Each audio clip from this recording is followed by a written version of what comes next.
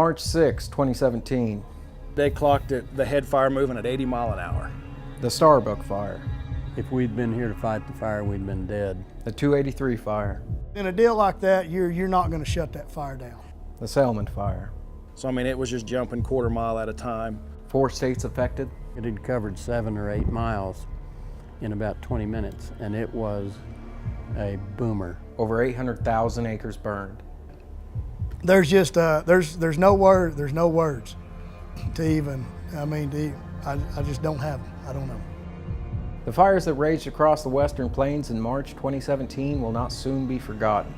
But this isn't a story about the damage that fire caused. All right, I'm rolling. Okay.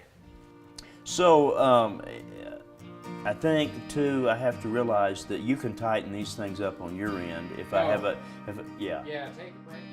This is R.W. Hampton. R.W. is a singer, songwriter, rancher, and occasional voiceover artist. R.W. was gracious enough to lend his voice to a project recently here at the museum. We recorded the session at his ranch near Springer, New Mexico. While there, he told us about an idea his wife had to raise awareness of funds for victims affected by the recent fires called Out of the Ashes 2017. Well, here, R.W. can describe it better. Out of the Ashes 2017 was born with an idea that came from my beautiful wife, Lisa. I woke up one morning and she said, "Honey, sit down here. I've got an idea." I said, "Okay."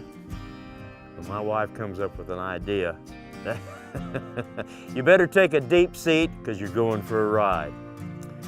She said, "You know, honey, our neighbors to the east, there's about 2 million acres that's burned up. 8 Texas counties, the panhandle of Oklahoma, southwestern Kansas, and northeastern Colorado. We're not hearing much about it on the news." I said, "No, we're not hearing much about it on the news." She said, "Why don't we let people hear about it?" And I said, "How?"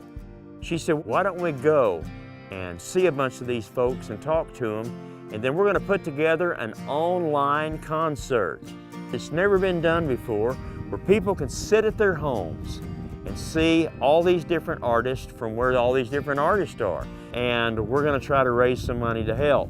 And that's what they did, bringing an amazing group of Western musicians together to perform live via Facebook for a truly unique way to raise funds for victims of the fires.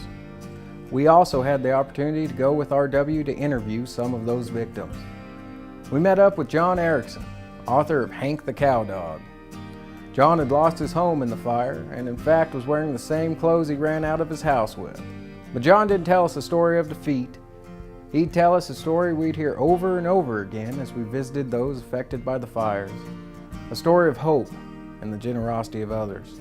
There was a massive outpouring of love and sympathy from people not just all over Texas, but all over the United States. Oh, it's been pretty neat. You know, pretty much after the fire, before the fire was out, I was having calls from people in Oklahoma wondering what we needed and making sure we were okay. Yeah. And then maybe a few days later, the word kind of starts getting out through Facebook, and yeah. That's the way that the people from up north. We've had a lot of people come from Michigan, Ohio, Iowa, Indiana, Missouri, Arkansas.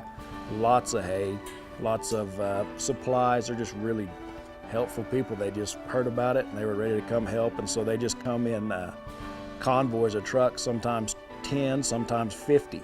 We had people hauling it in here by the semi-loads. They don't want recognized for it. They just said, "We're here, take it, go on." We said, "Well, who's it from?" They said, well, most of it was anonymous. Isn't that something? They said, they called us up, said, "Come pick it up, haul it up there." Yeah. It's now been a little over a month since the fire scorched across the plains, but people are rebuilding and the grass is coming back. You see, that's what this story is about. Not the destruction those fires caused, but of people coming together to help each other in a time of tragedy. And a couple who, though unaffected by the fire and in another state away, still felt compelled to help. Though the Out of the Ashes 2017 event is over, the fundraising still continues on the Out of the Ashes website until May 31st.